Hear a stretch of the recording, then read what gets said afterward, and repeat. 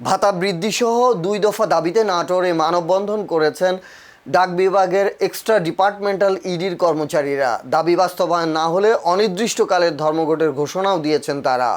সোমবার 6 জুলাই নাটোর প্রেস ক্লাবের সামনে বাংলাদেশ ডাক কর্মচারী ইউনিয়ন, বাংলাদেশ শাখা ডাকঘর কর্মচারী সমিতি ও বাংলাদেশ শাখা ডাকঘর কর্মচারী ঐক্য পরিষদ নাটোর জেলা শাখার উদ্যোগে মানববন্ধন অনুষ্ঠিত হয়। এতে কর্মচারীরা বেতন ভাতা 3 গুণ বৃদ্ধি, বিভাগীয় কর্মচারী হিসেবে স্বীকৃতি এবং ডাক বিভাগে বিদ্যমান 2 নীতিমালা বাতিলের দাবি জানান। আন্দোলনকারীরা জানান, বর্তমানে একজন পোস্টমাস্টার, রানার ও পিয়ন যে বেতন ভাতা পান তা দিয়ে বর্তমান বাজারে সংসার চালানো অসম্ভব। সারা দেশে প্রায় 23,000 এবং নাটোর জেলায় 342 জন ইডি কর্মচারী এ আন্দোলনের সঙ্গে যুক্ত রয়েছেন বলেও জানান তারা।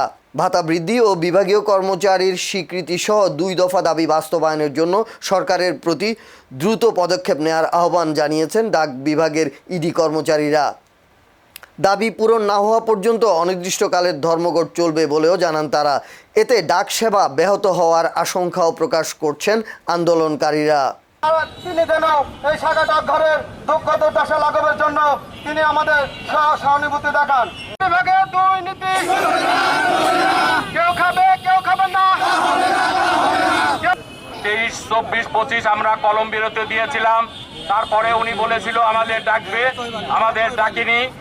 তাই আমরা আমাদের ন্যায্য দাবি অর্থাৎ 2 দফা দাবি আদায়ের লক্ষ্যে আমরা আজ থেকে ধর্মঘট পালন করছি। অনির্দিষ্টকালের জন্য ধর্মঘট পালনের জন্য আমার অসহায় ডাক বিভাগের যত কর্মচারী আছে অবিভাগীয়, তারা আজকে রাস্তায় দাঁড়িয়েছে। কারণ একটাই, এখানে গভর্নমেন্ট কোনোভাবে নজর দেখায়, তারা বলে যে এখানে লস এই প্রজেক্টে। আমি বলতে চাই, সরকারের সেবা খাতের মধ্যে ডাক বিভাগের সেবা খাত একটি। যেমন বাংলাদেশের অনেক সেবা খাত আছে, রেলওয়ে আছে, চিকিৎসা খাত আছে, আরও অন্যান্য অনেক সেবা খাত আছে, যেখানে হাজার হাজার কোটি টাকা প্রণোদনা এবং বিভিন্নভাবে তাদের সাহায্য সহানুভূতি হয়। আজকে বাংলাদেশের 24,000 যে কর্মচারী আছে, তাদের প্রতিটা পরিবারকে যদি আপনারা ন্যূনতম একটা বাঁচার মতো পথ করে দেন বা একটা সম্মানী ভাতা না দেন, তাহলে এই পরিবারগুলো অসহায়, তাহলে তারা কোথায় যাবে? তারা তো রাস্তায় দাঁড়াবে। এইটা কি দেখার জন্য গভর্নমেন্টের কোনো এখতিয়ার নেই? এবং মানব সেবার জন্য কি গভর্নমেন্ট কোনো কিছু করবে না? আমাদের কাছে আপনাদের কাছে বিনীত অনুরোধ এবং এই মিডিয়া ভাইদের কাছে অনুরোধ, এই বিষয়গুলা যথাযথভাবে তুলে ধরেন। এবং আপনাদের দাবিটা কি? আমাদের দাবি আমাদের বেতন বৃদ্ধি, আমাদের বেতন বৃদ্ধির জন্য আমরা এখানে দাঁড়িয়েছি।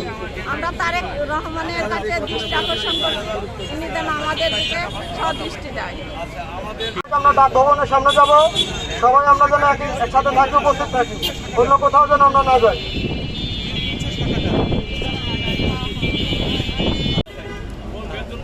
আপনাদের দাবিটা কি বলেন তো ভাই? জি, আমাদের দাবি হলো 2টা। একটা হলো বেতন ভাতা বৃদ্ধি, আর একটা হলো বিভাগীয় ঘোষণা। এই 2 দাবি যতক্ষণ পর্যন্ত না মানবে ততক্ষণ পর্যন্ত আমাদের এই ধর্মঘট চলবে। এই জন্য আমাদের জাতীয়করণ চাই, সে সরকারি সর্বনিম্ন কর্মচারীর মধ্যে যেন আমরা অধীনস্থ হতে পারি।